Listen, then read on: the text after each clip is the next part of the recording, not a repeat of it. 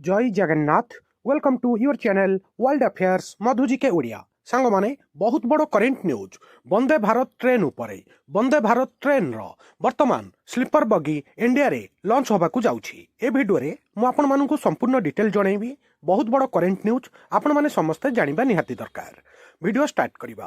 Rail मंत्री अश्विनी वैष्णव घोषणा करिसंती जे वंदे Bharat sleeper train सफलतार सह तार परीक्षण समाप्त करिछि।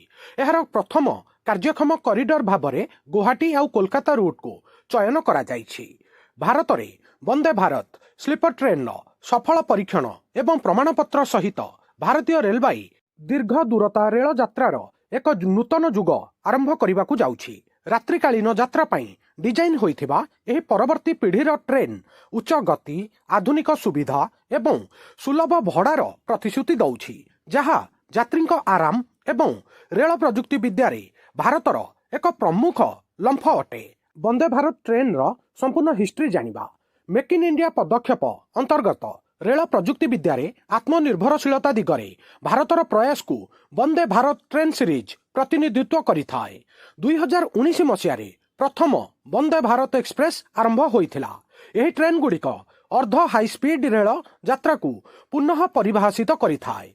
पूर्वरु सबुतिक वंदे भारत ट्रेन चेयर कार रे थिला, वर्तमान प्रथम थर पई स्लीपर बगी एथिरे जोड़ा जाउछि। आउ सबुतिक गाड़ी एसी रे रहिबो। वंदे भारत स्लीपर होउछि लोकप्रिय वंदे भारत एक्सप्रेस रो एक स्वदेशी भाबरे डिजाइन करा जाइथिबा दीर्घ दूरता संस्करण। एहा 1000 किलोमीटर रु अधिक यात्रा पाई उद्दिष्ट एवं एथिरे स्लीपर बर्थ रहिछि। भारतीय रेलवाई द्वारा विकसित होइछि एई ट्रेनटा, जोटा रात्रि यात्रा पाई बहुत आरामदायक रहिबो।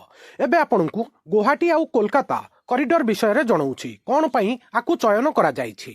प्रबल यात्री चाहिदा एवं दीर्घ यात्रा अवधि हेतु गुवाहाटी आउ कलिकता हावड़ा को रूट को प्रथम थर पई ए कॉरिडोर भाबरे बछा जाइछि। गुवाहाटी रु कलिकता रूट को फ्लाइट भड़ा विमान भड़ा प्रायतः 6000 रु 10,000 पर्यंत होता है, जेतेबेले वंदे भारत स्लीपर एक बहुत अधिक सुलभ विकल्प प्रदान करे। यह मध्यवित्त एवं दूरगामी यात्री मानक पई प्रीमियम रेल यात्रा को सुलभ करिथाए। एबे भड़ा विषय रे डिस्कशन करिबा। गुवाहाटी रु हावड़ा पर्यंत थर्ड एसी रे भड़ा रहिबो प्राय 2300 टंका, सेकेंड एसी 3000 टंका, फास्ट एसी 3600 टंका एटा प्रस्तावित मूल्य रही। आउ फ्लाइट तुलन विमान तुलन ए भड़ा बहुत कम रहिबो, जहाँकि यात्री मानकु फायदा दबो बोली रेल मंत्रालय मध्य कहिछि। एबे वर्तमान ए ट्रेन रो स्पीड विषय रे डिस्कशन करिबा। एहा ब्रेकिंग सिस्टम, राइडर स्थिरता, कंपन नियंत्रण, जरूरीकालीन प्रतिक्रिया एवं सामग्रिक सुरक्षा को अंतर्भुक्ति करी परीक्षा सहित 180 किलोमीटर घंटा प्रति बेग सर्वाधिक गति हासिल करिछि। समस्त पारामीटर संतोषजनक बोली जना पड़िथिला, जहा द्वारा सरकारी क्लियरेंस मध्य एही नूतन ट्रेन को मिलिछि। रेल मंत्रालय अनुसार एही वर्ष शेष सुधा 2026 शेष सुधा प्राय 12टी Vande Bharat sleeper train rail network रे शामिल होबो बोली आशा करा जाउछि। आगामी वर्ष संप्रसारण त्वरान्वित होबार संभावना रही। भारतर विभिन्न अंचल रे अधिक दूरगामी रूट एवं आधुनिक रेल प्रजुक्ति विद्यारू उपकृत हेबे बोली आशा करा जाउछि। एटा गोटे भल पदक्षेप। वंदे भारत रो सबुतिक चेयर कार बगी थिला, वर्तमान स्लीपर बगी एथिरे जोड़ी होउछि, जहा द्वारा यात्री माननकु टिके आराम मिलिबो आउ दूर रूट रे फायदा मिलियो बोली आशा करा जाउछि। सांग माने बहुत बड़ करेंट न्यूज थिला वंदे भारत ट्रेन उपरे। मु एई वीडियो रे आपण माननकु संपूर्ण डिटेल ब्रीफ आउ समराइज करके जणैली। आउ वीडियो केमिति लागिला निज ओपिनियन कमेंट माध्यम रे जणैबे। वीडियो को लाइक करिवे, हाइक करिवे।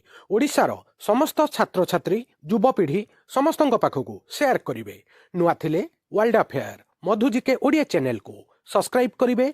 सबुदिन important GK, current affair, sports affair, world affair, employment news notification आपण माननकु एठारे ओडिया भाषा रे मिलिथाए।